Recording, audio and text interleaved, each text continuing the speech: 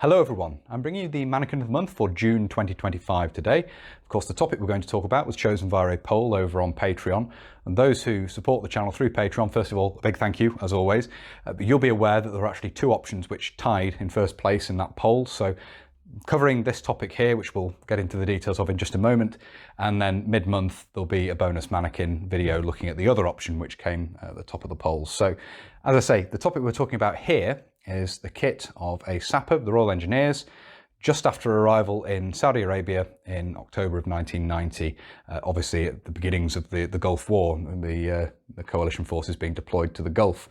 So part of 7th Armoured Brigade, and we'll see the insignia which shows that in a minute. Otherwise, other than the fact that tropical uniform has been issued, which wasn't universal, and we'll talk about that a little bit more in a moment, the web equipment is very much what would be seen in the latter days of the British Army of the Rhine. And from that point of view, there are various things which would change, not least obviously the introduction of Desert DPM uniform, but we'll talk a bit more about the details of how this sort of shows off those very early details as we move through this and have a look at the various elements of the web equipment, the uniform, etc. So, starting at the top as we normally do, we have here the British jungle hat or hot weather hat, obviously in sort of the temperate DPM print. That's the sort of tan, brown, black and green DPM print, which was used in temperate and tropical environments. And this is an 80s production hat. Basically follows a pattern which had been around with some detailed differences since basically the end of the Second World War, now made in a polycotton DPM fabric, but still ventilation eyelets and foliage loops and so forth carried forward from the original design. So this is an item which was actually out and ready to make another video, so there will be a video looking at various different variations of these in the not too distant future, possibly the next upload. I'll be comparing these from sort of one dated 1945 right the way through to basically this example, the 1980s, early 1990s. So that's the hat worn there. It was made very clear at the time these were to be worn with the brim down, all the way down, all the way around, but there were variations to this. You do see certainly later on there were some variations to this, some tailoring of these in certain instances, but generally speaking worn like this to offer the maximum sun protection, of course. The uniform is the British tropical uniform at the time. The British Army had been developing new desert uniform in the 1980s, but the print that had been used, the 4-colour Desert DPM print, had actually been sold to some Arab nations and therefore was not seen as suitable. And obviously there was a need to introduce the new print, which is the 2-colour Desert DPM, which had sort of been mooted previously. It took a little while for all of that uniform to come into production. There was also a cloth change from what we have here, which is a fairly thin polycotton to a pure cotton, which is better in a dry heat that you find in the desert compared to the polycotton, which is better, faster drying, etc. in humid tropical environments. So a difference there in the uniforms. That was still on the horizon at this time. Troops arriving in the Gulf in 1990 were issued the tropical uniform as we have here. Some men actually had to make do with their combat smocks, generally 1984 pattern, and lightweight trousers because there wasn't even enough tropical uniform to go around. So this was a major problem, and obviously there was a huge effort to ramp up production of the new Desert DPM uniform so it could be issued out to the troops in the Gulf, because really this uniform, and indeed the combat uniform with lightweight trousers, was not suitable. And certainly the combats with lightweights is something you see very early on, and there was certainly an effort to issue out more of the sets of tropical uniform as we have here. The shirt has 2 breast pockets there, as you can see, and it is worn tucked in here. You occasionally see these worn untucked, which is preferable in hot climates, but it's not certainly at this time, it's not the British Army way of doing things. The shirt in this instance is worn tucked in. Battle dress type buttons down the front there, and there is also a zip underneath as well, as you can see there. And the trousers have a map pocket on each leg. You can see those there. We'll see a little bit more detail of that as we move this round. The fly at the front here, which has a zip and buttons, which would be carried across to the earliest version of the Desert DPM uniform, but then the buttons were deleted to simplify manufacture.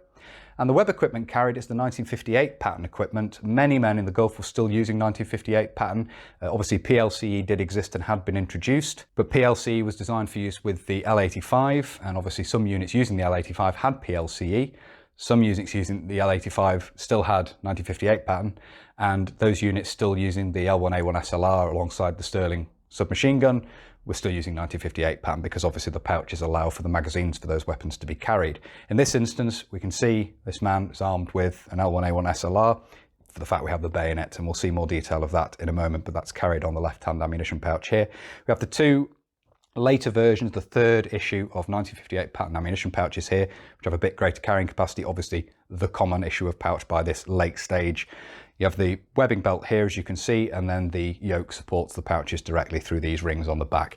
1958 pattern, a topic that's been covered on the channel many times before, just running over the basic details here. Obviously these two straps loop through the loop there on the back of the pouch and can then be adjusted down using these buckles here. So that's basically what we can see at the front of the Mannequin here. We'll start moving this around now and talk about some of the other details. So one thing I'll briefly mention, looking at the right hand side here, the Mannequin's been shaved down a bit to fit some of the smaller uniforms I have. That includes the waist, which means we can have trousers on the Mannequin as well as the shirt, which is great. It does mean that the shoulders sag a little bit when you have shirts which are a little bit more voluminous as we have here.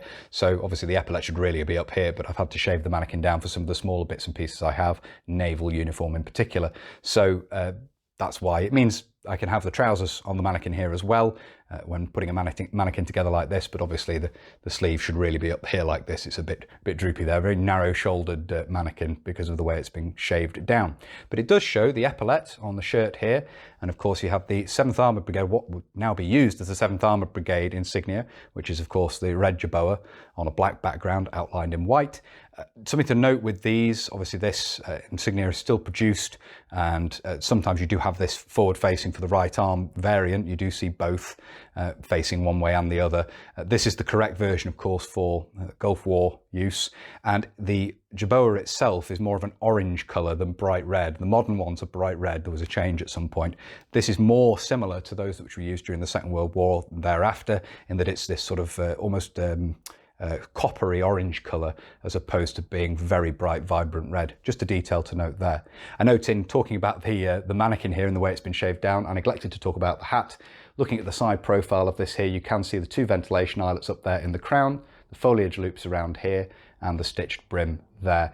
The hat and the uniform all made of basically the same weight of polycotton. And you can see various different shades of DPM here, which was typical of the time, different periods of manufacture of various different garments. Didn't matter to the stores, they'd just be issued out as a set of uniform in roughly the correct sizes. You can see down here, hopefully, the camera reached far enough down, that the view of the camera reached far enough down. You can see the leg pocket here, which is a bellows pocket, the single small button there to secure the square pocket flap. Down there, you have the right-hand ammunition pouch here on the web equipment, and this of course has the now long obsolete Energa pouch on the side there for the Energa rifle grenade adapter. And one point to mention here, which would very rapidly change, but you do see in the very earliest days of the deployment of British troops to the Gulf, the respirator haversack is in this instance carried on the web equipment. Now this would very rapidly change to the haversack being carried on its own separate shoulder strap, basically so that it could be carried at all times, whether the web equipment was carried or not. So that's something to note here. There are photographs, and say troops basically immediately disembarked, have their web equipment set up much as they would have done for British Army of the Rhine service, and it was common there to carry the respirator on the belt of the web equipment. As I say, in the Gulf there was a very quick change to carrying it on its own shoulder strap but looped around the waist so that it could be kept with the soldier at all times. The respirator was always there because of the significant NBC threat, the nuclear, biological and chemical warfare threat in the Gulf at the time. So that's the respirator haversack there. It's the earlier nylon example used with initially the S6. By now, of course, would be carrying an S10. This tended to be the haversack that was still issued with 1958 pattern. Those who'd received PLCE, the personal load carrying equipment, would generally have the newer PLCE respirator haversack, which was essentially made in the same materials, the same fixtures and fittings and so forth as the rest of that equipment. But because we've got 1958 pattern here, we have the earlier nylon haversack here, as you can see. We'll move this around now and have a look at the back. Looking at the back of the Mannequin here, I've just tipped the hat forward a little bit. There's not a huge amount more to say about the uniform, but we'll talk about the equipment.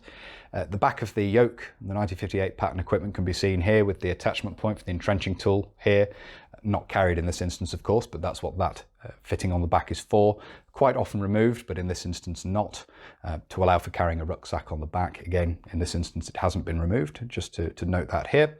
You have the two rear pouches, obviously colloquially referred to as kidney pouches, which would carry mess tins, rations, personal items, that sort of thing in the back there. And this is basically set up in the sort of standard configuration. There's a lot of customization went on with 9058 pattern, particularly towards the end of its use. However, you do see a lot of photographs with it set up in this configuration as well. So I thought for a change, we've looked at sort of different setups with bottle pouches across the back and various other things. I'd say in this instance, I thought it was worth showing a set in basically the standard configuration, because you do see this as well at the time in photographs. So we have the two pouches there, and then underneath those we have what's officially referred to as the cape carrier, of course commonly referred to as the poncho roll, because that's generally what it was used to carry, and then latterly of course used to carry the MBC suit, which is what we have in this one here. We have a MBC suit obviously in the same, basically in the same DPM print as the uniform. You can see that here where it's poking out at through the gap here and at each side. And this is, as I say, basically how this was supposed to be carried. You commonly see them moved up on top of the rear pouches as well. But there are plenty of photographs from men deployed to the Gulf who are carrying them like this, so I've replicated that here. And of course, this would also, as men moved into sort of training and so forth, you would see MBC boots carried as well, and they were commonly carried up on top. If you were carrying this up on top of here, they'd be strapped on top of that. If it was carried down here, you'd see the MBC boots generally strapped on top of the rear pouches here, or water bottle pouches, whatever was being used at the back of the web equipment. But we don't have MBC boots here. We do have the MBC suit carried down in the cape carrier there underneath the rear pouches. Obviously, again, due to the significant MBC threat that existed at the time. So that's the back of the mannequin. We'll move this around to have a look at the left-hand side. Moving on to look at the left-hand side of the mannequin here, there's one detail of the uniform I'll mention, which is the pen pocket, which can be seen on the arm here. You can see that there. In terms of the equipment, the main component to talk about on this side is the water bottle pouch here, and this would of course contain the 9058 pattern nylon water bottle and the cup nested on top of that. And this is of course the later designer pouch with a strap at the front there rather than the twist lock at the top. Latterly, another water bottle and pouch would be issued, so each man would have two water bottles on the equipment due to obviously the severe heat out in Saudi Arabia, even during the winter months. So an extra water bottle was issued, but men arriving, you see that the equipment in basically standard configuration, as I say, with a single water bottle and pouch, pouch rather, on this side of the equipment. I mentioned the bayonet before. You can see a little bit more detail of that here, with it carried on the left-hand side of the left-hand ammunition pouch there, the bayonet for the L1A1 self-loading rifle. So that's basically it for the left-hand side. Are there any more details to talk about here? So there we are. So I do hope you found it interesting looking at this. I think it's fair to say that most of my Operation Granby sort of content on the channel previously has focused more on the latter period, obviously Desert DPM uniform introduced, various other details, and talking about kit as worn a little bit later on. What we're looking at here, as I say, is the very earliest days of the deployment of British troops to the Gulf. So hopefully it's been interesting from that point of view, and I hope I've sort of pointed out the details in this which differ. So as I say, hopefully it's been interesting from that perspective. If you have found this interesting and you'd like to see more of this sort of thing, please do consider subscribing to the channel if you haven't already.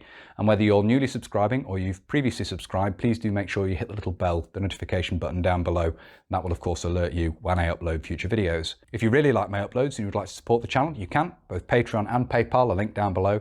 And of course, it's on Patreon where you get to vote each month on what's going to be covered in Mannequin of the Month. So if you're interested in that, it's the corporal tier over there.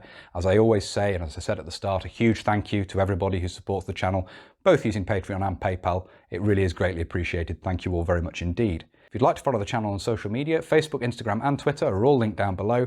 And if you'd like to get in touch with me but you don't really use social media, there is of course an email address in the description as well. That's everything for this video. So until next time, bye for now.